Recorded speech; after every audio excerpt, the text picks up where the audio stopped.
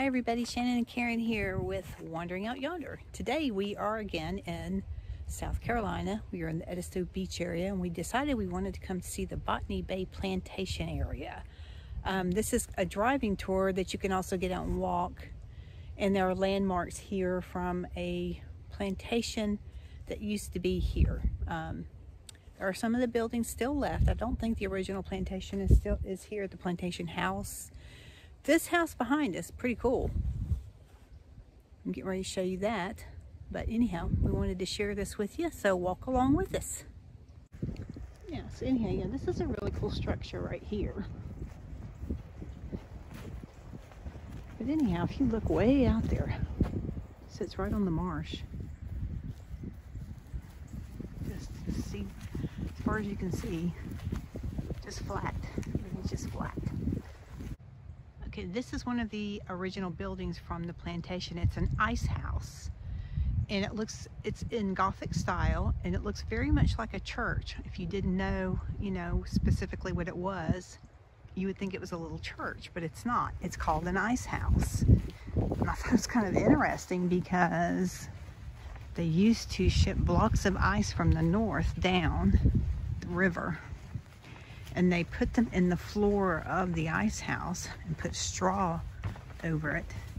And this was used to store food for very long periods of time. So see, down here, yeah. That's where they put the ice? Yeah, that's where they would, yep, Wow. and store the food in here. Okay, so it's you see the concrete? Yeah, yep. Cool. So that's how they would preserve their food, which in South Carolina, I know for a fact, it gets really hot here for long periods of time. Weather starts changing, getting warm in February. And they have some pretty hot summers here. But anyhow, I thought that was pretty darn cool. It's such a cool structure if you look at that. But yeah, I can see why somebody might think it was a church when you first walked up to it. Pretty cool. Now this is across from the ice house that I just showed you. It's a gardener's shed, and this is a piece of a relic from the plantation that used to be here. So I don't think they let you go inside that, but it's pretty cool. This is the site of the barn that used to be on this plantation. Okay, so we're gonna move on. Okay, and so this is the remnants of was once a slave house. And all that's left standing is a chimney.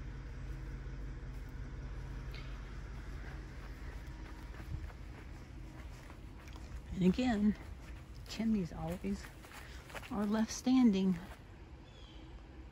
Pretty cool. Yep, they've got it fenced off so you can't go over there.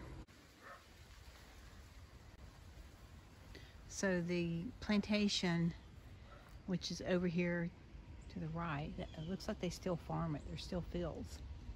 Looks like they've been farming it. Anyway, over here to the left is a huge marsh that it sits right next to. See out there? And it's lined in all of these live oaks and palm trees. We're on a dike. This dike created, I think this is called Jason's Lake. It's what you see to the left of the dike.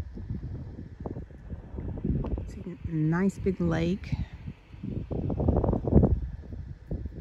I guess if you sat for a while, you would probably see all kinds of birds. And over to the right is the marsh area. And it's low tide right now, so those are, from what I understand, the oyster beds that are out there. You can see them exposed.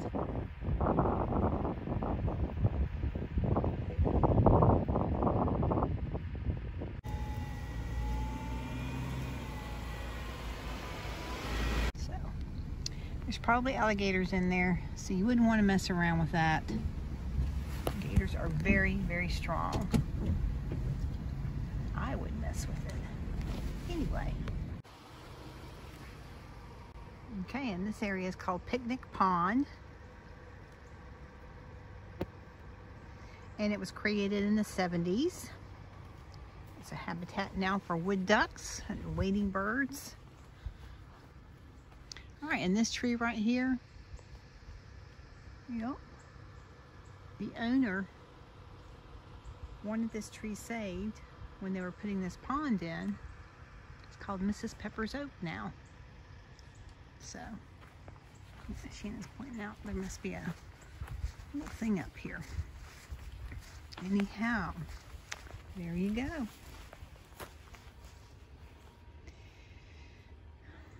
There you go. Margaret Morgan Pepper and John Edward Meyer. We are the people who loved and cared for this place. Super cool. So you can see, it's a pretty little pond. Okay, so this spot are the ruins of the Sea Cloud Plantation. And this is one of 21 recognized historic sites on the property. The information says that when a Seabrook married a McLeod in the 1800s, they built this house. And from what I understand, this was a cotton plantation.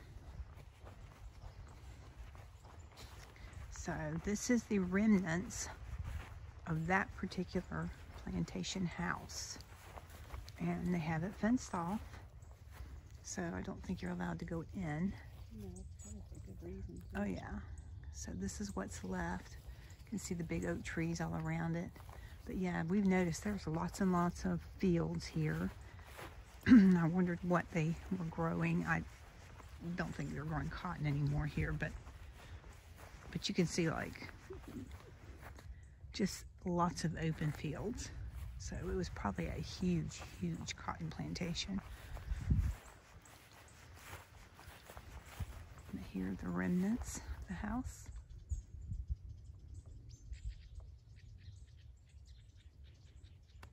Of course, only the brick standing of it.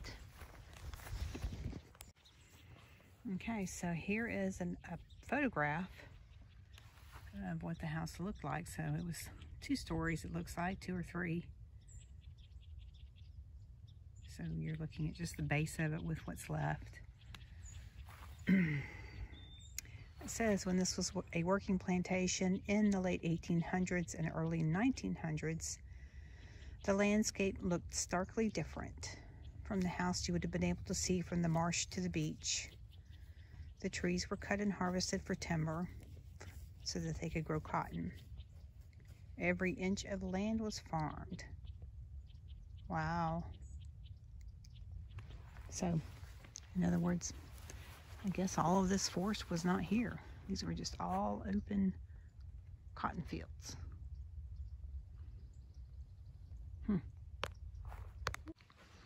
So this field right here is kind of back behind the house, or the old plantation. So there's little patches of it like this here and there throughout the property. I think that they still farm for something. I don't know what they would be farming, but you don't see any cotton here anymore. And we have seen some cotton fields out here. So the next stop on this tour is called the Beehive Well. It's shaped like a beehive.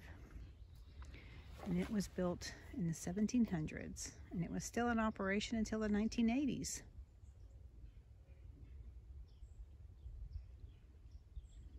Much higher, yep, it stood much higher than that. Had kind of a spike top to it. It was called Jason's Well. And it served as the main source of water for the slave population who lived near the marsh and the creek edges. So, I'm guessing fresh water. So this is another dike built here to separate out some of the marsh and the lake, I guess. Who knows? Part of Jason's Lake. Oh, yeah, look out there. It's a big, beautiful white crane out there. You see it? Yeah. Isn't he something?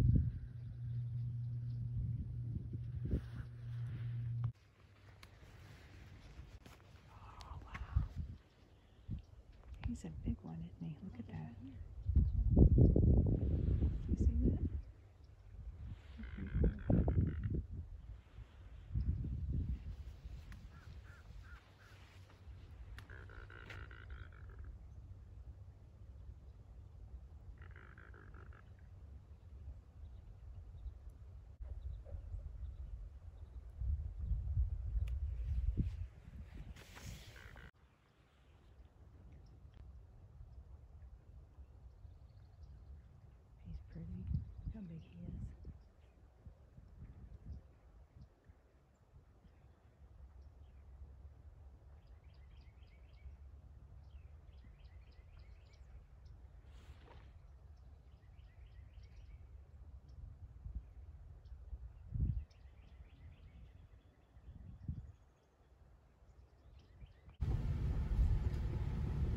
Okay, so this part of the plantation is full of the loblolly pines that you can see.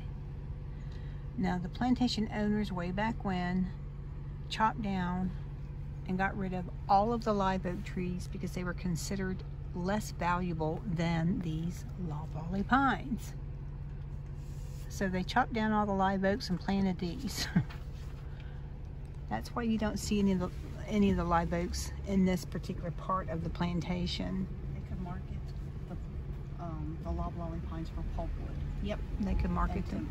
Okay, so used in paper products and whatever. Anyhow, what a shame. And you hear a lot about that kind of thing that happened during those time periods.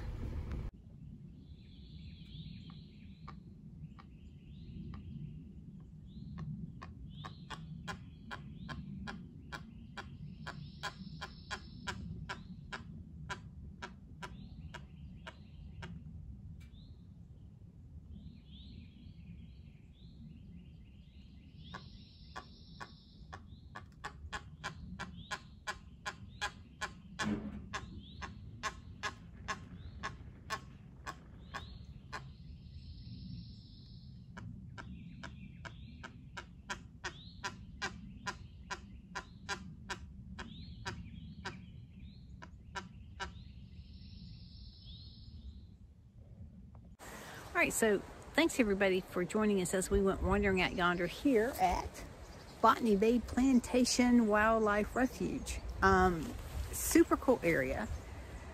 We got to see some relics of old plantation buildings. An old well that was once used by the slaves here.